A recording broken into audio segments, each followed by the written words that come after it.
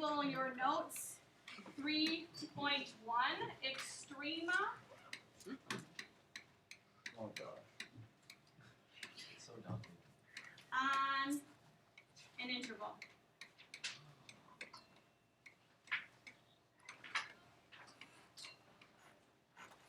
Extrema on an interval. So first of all, I need you to define what extrema means.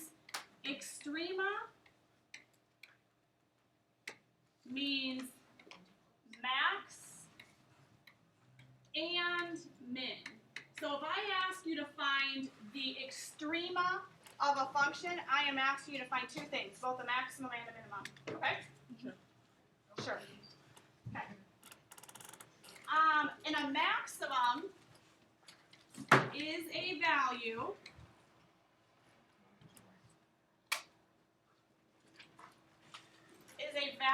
C such that f of C is greater than or equal to f of x. That's the definition of maximum. Of just max. Of just maximum. No, for extreme. Yeah, that's the definition.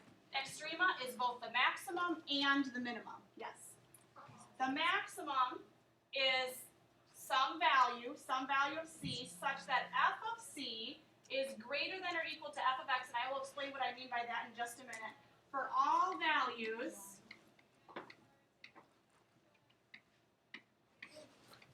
on an interval.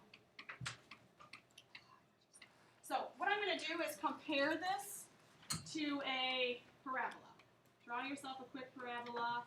Here is a parabola. And you guys, you know what? This is a parabola. You know what the maximum value is. What is the maximum value? It's the highest point. That's what it is. Yeah. So if this right here is the highest point, this value right here would be called the C. And so that just means when you plug in that x value of C into the function, you are going to get a number. You're going to get an answer, a value of the function that is greater than any other function. So in other words, if I picked this x value right here, it has a value on the parabola right here, which is obviously smaller than that highest point. Kind of common sense. When you put in some C value, you get the greatest value. That value is called the maximum. Minimum is exactly the same thing. The only difference between maximum and minimum is what? Less than or equal Yes. F of C is going to be less than or equal to f of C for all values on an interval. So I am going to be lazy and not rewrite what I just wrote. You guys can rewrite it or just make yourself a note that when you're talking about a minimum, the only difference is that f of C would be less than or equal to f of x.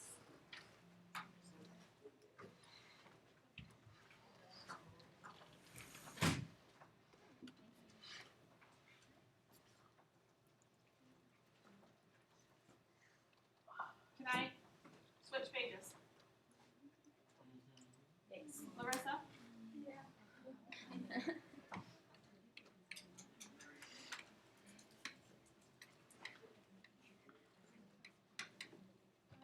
In a closed interval, I'm going to call it A, comma B, there is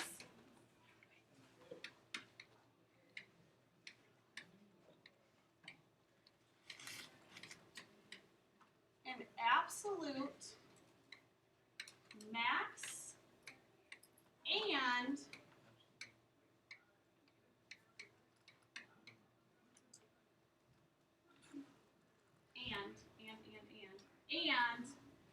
an absolute min. So an example of that is I'm going to just draw this, a graph that does this. This graph would, if I didn't didn't put endpoints on it, if it wasn't over a closed interval, this graph would go on forever to the left, forever to the right. But because I put it over a specific interval, starting at A and ending at B, that's why I put those little dots there. In that interval from A to B, there is going to be both a maximum value and a minimum value. So where is the maximum value? The highest point, yes. Some of this stuff today, you guys, is common sense. When we get into the calculus part of it, it's going to be a little bit more complicated. Where's the minimum value? Right next to A. Right. No, actually, it's not right next to A. Probably right here. That looks like that value right there would be considered the minimum value. Now, if we made this graph go on, maybe it would dip down here as we move that way. But we are only and then obviously down here we would have a smaller value. But we are talking specifically about an interval that starts at A and ends at B. Are you with me there? Yeah. Okay. All right. So in that case, we would have a minimum value at B. We'd have a maximum value up here, whatever the x value is that goes along with that. So, all right. Let's talk about I'm going to start a new page. A critical number.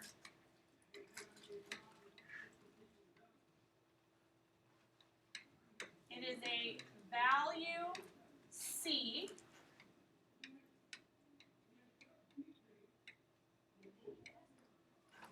Could someone grab the door? Just grab it. I mean, close the door. Joey. Such that either, that's an ER, either. A critical number is a value C such that either one of two things happens. The first thing is this. If, when you find the derivative at some value C, if you get 0. What does it mean to find the derivative? It's the slope, right? So in other words, I am saying that you have a critical number if the slope is what? 0. If the slope is 0. So let's talk about that. You have a parabola. You have a parabola, and in a critical number is a number that could represent either a maximum value or a minimum value. So in this case right here, what do you think this point right here is called? It is obviously a maximum value, and at that point, the tangent line would be perfectly what?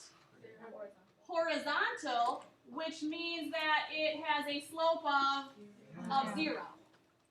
So when you find the derivative, in other words, the slope, if the slope is equal to 0 there, that would be considered a critical value. And if it's a critical value, there is potential there for that value to be either a maximum point or a minimum point. Yes, Joey? So, when you find a tangent line, that's only when you deal with critical numbers, or else with anything, when the slope's 0, you do a critical number? When the slope is 0, yeah, Okay. yes.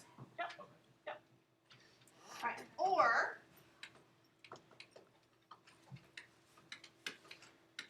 if the derivative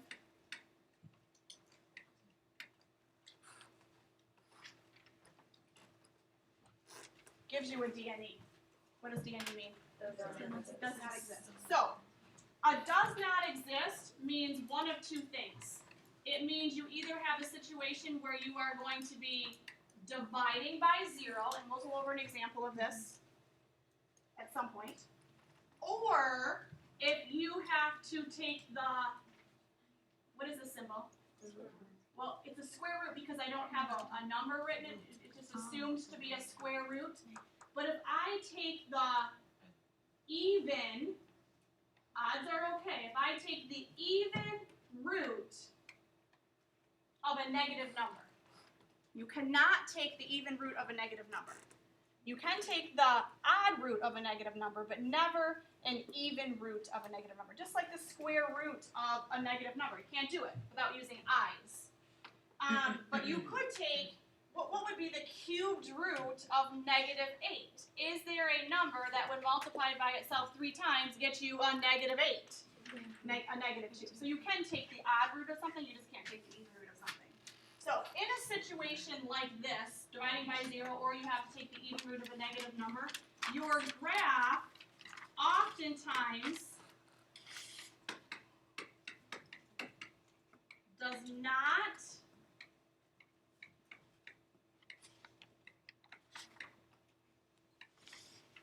smoothly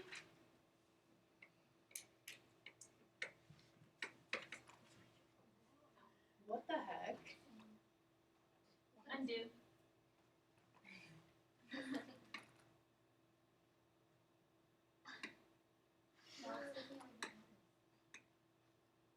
Okay. does not smoothly change direction. So let's say you have a situation like this.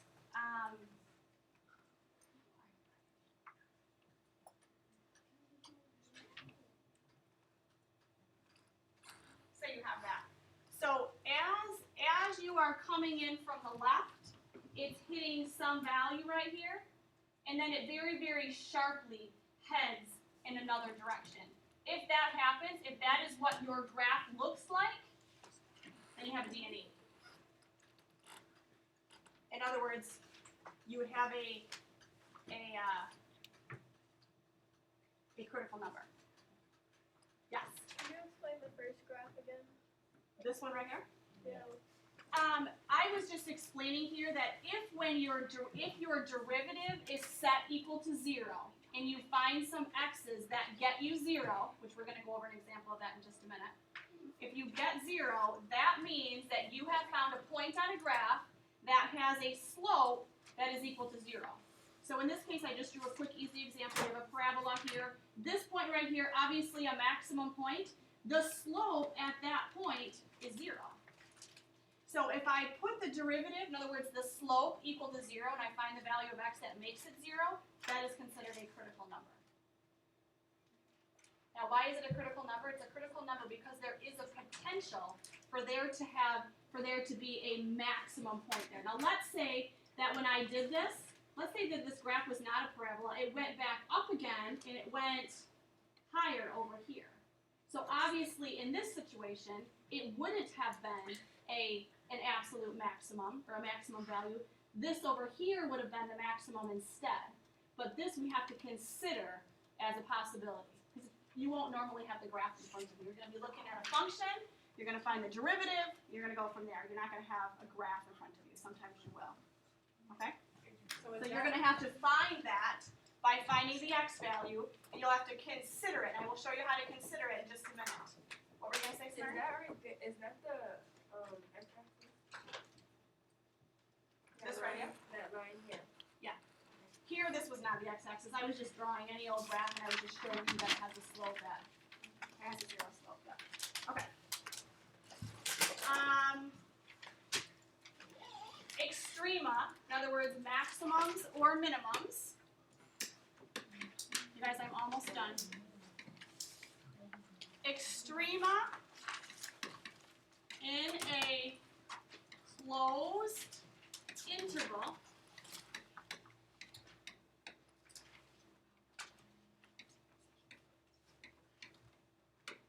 AB occur in a few possible places. And one of the places is either at A or B. In other words, at the beginning of the interval you're talking about, or at the end of the interval you're talking about. But it also could happen at a critical number. Yes, Larissa. What's the difference between this one and the first one you did? Like, we already put in a closed interval AB. Yeah.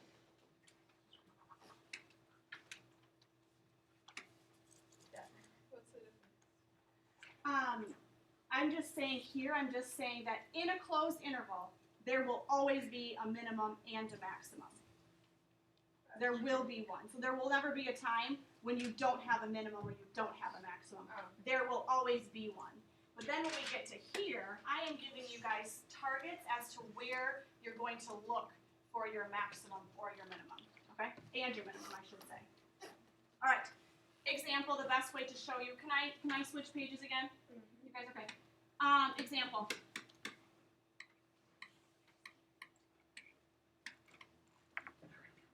Find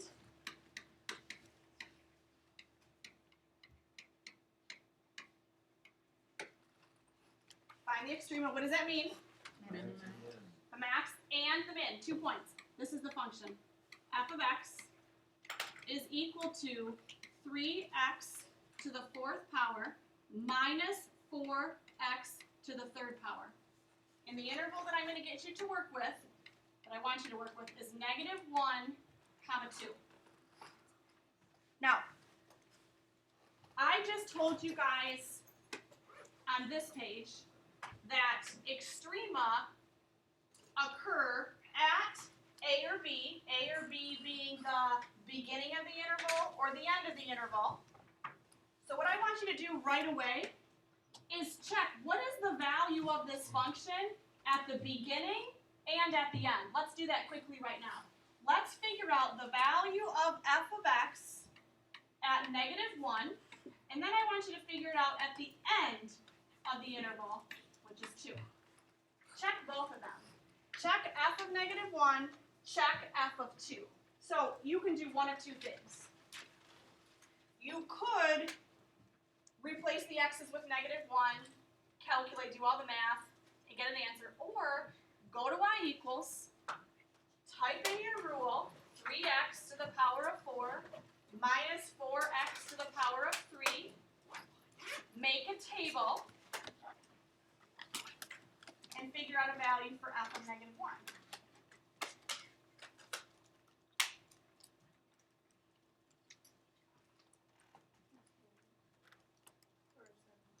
I believe when you plug in a -1 for these x's, you get 7. And then when you check the end of the interval, you get, I believe you get 16. Okay? And like I said, you can plug the -1s in for your x's and get an answer, or you can make a table on your calculator, get an answer that way. It's probably quicker to do it the other way, less mistakes that way too, as long as you type your function in right. So this is my point. We could have a maximum and minimum at at 216 and at -17. Do you understand why this point right here, -17, would be considered a minimum value? Well, because it's 7. And then this one would be considered the maximum. But these are not the only two places that the minimum or the maximum could happen. So what we need to do is go back to, I think it is this page right here, and we have to consider what's going on here. Do we have a situation where we would be dividing by 0 in our function, or would we be taking the even root of a negative number? I'm going to go back to the problem. Are there any situations here? Are we taking the even root of a negative number anywhere in here? No. Are we dividing by 0? No. Okay, so we don't, that's not, the D&E part of it is not an option here. But we also have to consider what were to happen if we were to put the derivative, you know what, and I forgot that we're supposed to have the derivative, supposed to find the derivative first, but we're still not going to have a divide by 0 or the even root of a negative. But this is going to happen. What we need to do is find the derivative, put it equal to 0, because remember that's the slope. And when the slope is 0, that means we have a horizontal line, which means that could be a point at which the graph starts to switch directions, which could mean a maximum or a minimum. So what we need to do is find the derivative. So help me out here. This derivative should not be a big deal. What is the derivative of f of x? 12x cubed. 12x squared. Minus 12x squared. All right. And what we need to do now is put this derivative equal to 0. Because we want the slope to be equal to 0. If the slope is 0, could have a maximum or a minimum. All right, so some of you didn't do so hot on this part of the test. So what can I do to figure out what value of x would make this equal to 0? Think they got it. Zero x squared. What do they factor? Factor. What do they have in common? They have a 12x squared in common. Take out a 12x squared, leaving you with x minus 1 equals 0. All right, so what we need to do is consider both of these situations. We have a 12x squared.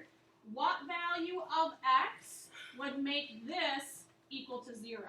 So in other words, 12x squared. Put it equal to 0. What's x, you guys?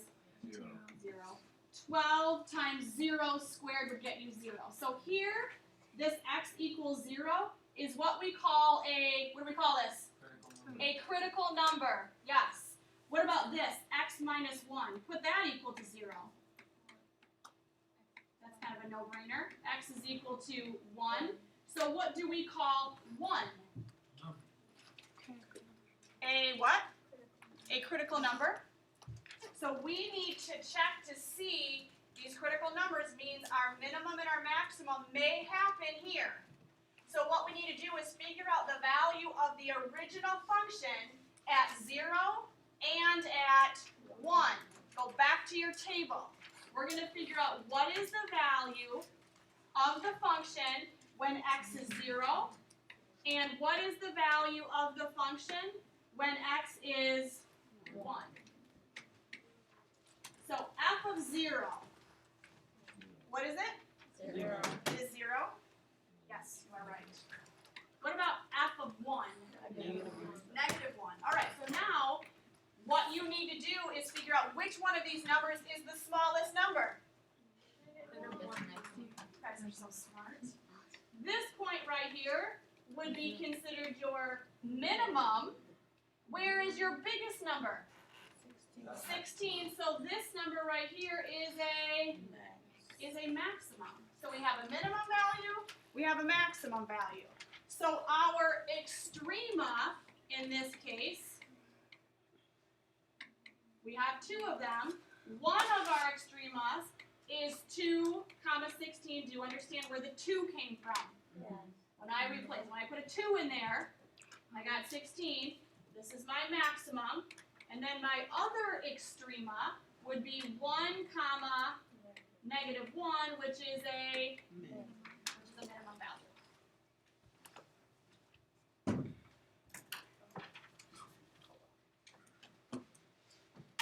Okay. All right. I feel like that's enough for today. I feel like maybe I should give you one more example, but I'm going to stop.